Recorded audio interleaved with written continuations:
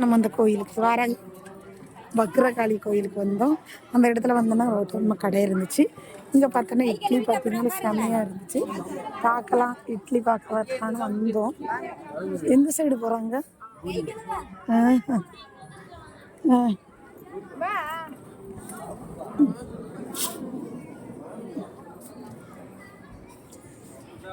இடத்த பார்த்தோன்னா செம்மையாக இருக்குது.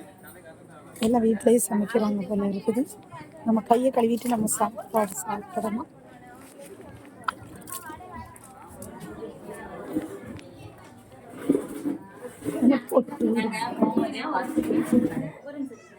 ஏன் சிச்சி எதுன்னு தெரியலையப்பா.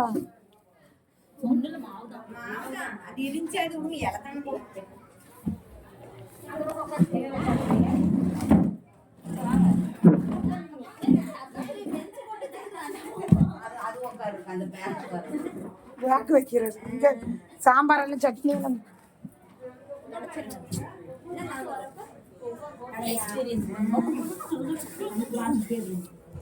சட்னி சிந்திருச்சு போல.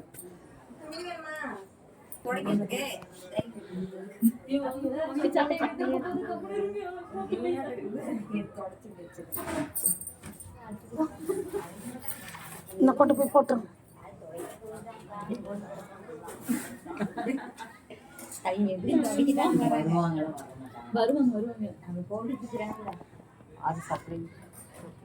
இட்லி நல்லா இருக்கான்னு பாப்போம். இட்லி வாங்கலாம். இட்லி இட்லி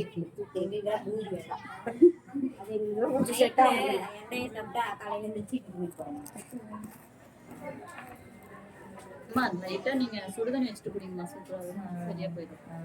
நைட் தூங்குறப்ப என்னென்னப்பா இருக்கு? இட்லி இருக்கு, பூரி இருக்கு, பூரி 2 செட் கொண்டு வாங்க. இட்லி கொண்டு வாங்க. இட்லி ஃபேன் ஒன்று போடுமா?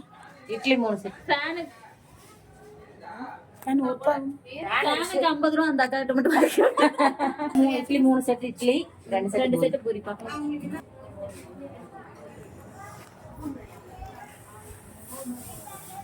நீ சாப்பிட்டு பார்த்துட்டு தான் அடுத்த மாதம் இந்த கட்டாயி தான் ரெகுலர் கஸ்டமராக வந்துடுவான். 4 மாதம் அந்த அம்மாட்டே தான் வாங்குவோம். எங்கே? ஆமாம், நான் அங்கே வந்த புதுசில் எங்கள் அங்கே தான் குடிட்டு வந்தாங்க. வடை எனக்கெல்லாம் வேண்டாம், இட்லி மட்டும் தாங்க. அப்படின்னா வேண்டாம்னு சொல்லிடுங்க. எனக்கு சொல்லலாம் வேண்டாம். வடை எடுத்து கொடுத்துடலாம். அது புரிய இல்லை இல்லை, இது 5 ரூபா கணக்கு.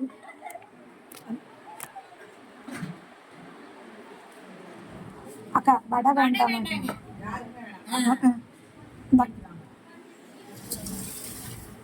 இட்லி பார்த்தீங்கன்னா சூப்பராக இருக்குது. கார சட்னிமா? கார சட்னி. அம்மா கார சட்னி. ஏங்கா அது அப்படி கணக்காடு. சாம்பார் இருக்கா? சாம்பார் தந்துருங்க. சாம்பார் இங்கே கொண்டு இந்தாங்க.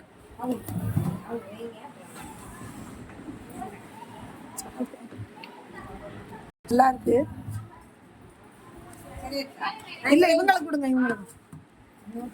இன்னைக்கு இட்லி குஸ்பீட்டுக்கு அளவு வராது.